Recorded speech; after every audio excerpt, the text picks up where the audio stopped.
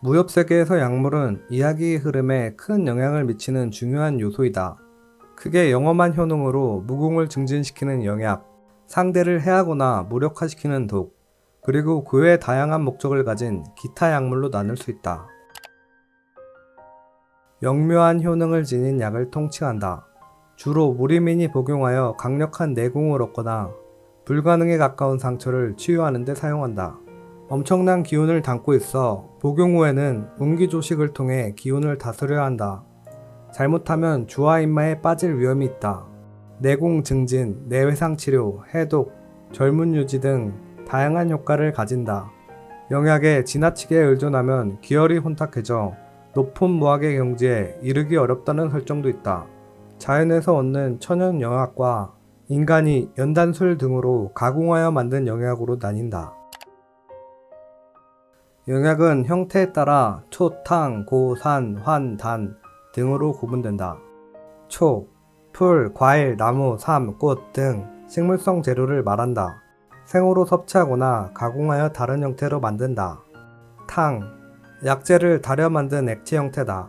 주로 치료 목적으로 사용되며 내공 증진용 영약으로는 거의 쓰이지 않는다. 고, 연고의 형태, 주로 외상치료에 바르는 약이다. 특수한 외공 수련 시 몸에 바르며 단련하는 데 사용되기도 한다. 산, 가루의 형태, 주로 외상치료용으로 뿌리거나 때로는 내복하는 치료제로 쓰인다. 대표적으로 금착약이 있다. 환, 둥글게 빚은 알약 형태, 휴대와 복용이 간편하여 치료 보조용으로 많이 쓰인다. 단, 주로 알약 형태, 연단술 등을 통해 강력한 기운을 인위적으로 응축시킨 인공 영약 또는 그에 준하는 천연 약물을 지칭한다. 환이 일반 회복 치료에 가깝다면 단은 내공 증진, 특수 질병 치료, 경지 상승 등 특별하고 강력한 효과를 목적으로 한다. 만년 사망정, 만년 이상 묵은 산삼의 정수, 삼중의 왕, 양민이 먹으면 무병장수를 하며 무리민은 내공이 대폭 증진한다. 극히 희귀하다. 만년설삼, 극한지에서 음기를 흡수하며 자란 삶, 강력한 냉기를 지녀 한임 계열 무궁수련자에게 최상급 영약이다. 일반인이 잘못 먹으면 얼어 죽을 수도 있다. 만년하소, 만년무근하소, 3개월보다는 약효가 덜하지만 복용하면 내공 증진 효과를 볼 수 있다. 구엽자지초, 가지 하나에 잎 9개가 달린 영초, 향기가 좋고 내공 증진 효과.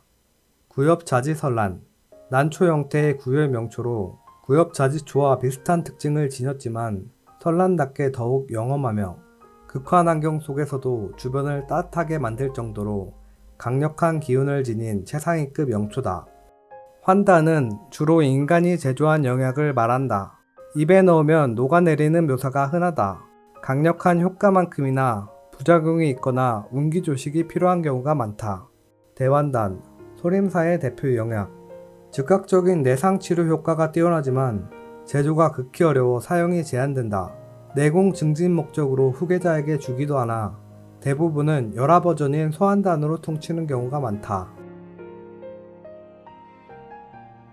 공청석유, 천지 전기가 동굴에 모여 100년에 한 방울 맺히는 우윳빛 액체.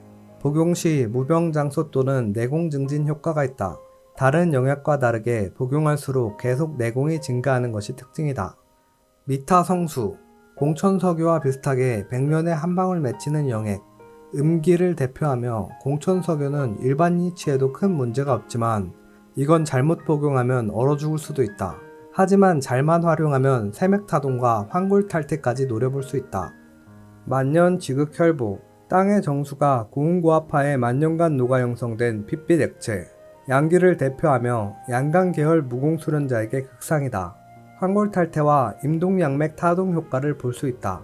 내단, 오랜 수련을 쌓은 고수나 영물의 몸 안에 형성되는 기운의 결정체, 복용 시 무병장수하거나 수십 년치 내공 획득이 가능하다.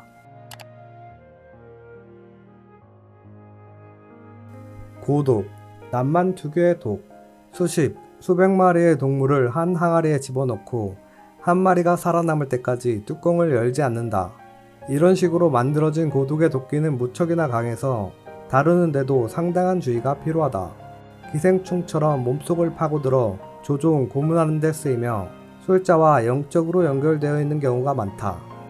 고대 중국에서는 고독 제조자 및 관련자를 교수형에 처하고 연자제를 적용할 정도로 엄격히 금지했다.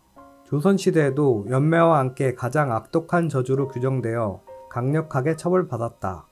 구체적인 제조법은 역사 속에서 대부분 소실되었다. 음양고, 암수안상의 고독. 시술자가 음고를 피술자에게 양고를 주입하여 원격으로 고통을 주거나 조종한다. 일반적인 해독법으로는 해독하기 매우 어렵거나 불가능한 경우가 많다. 상공독, 내공을 사용 불능 상태로 만들거나 흩어지게 하는 독.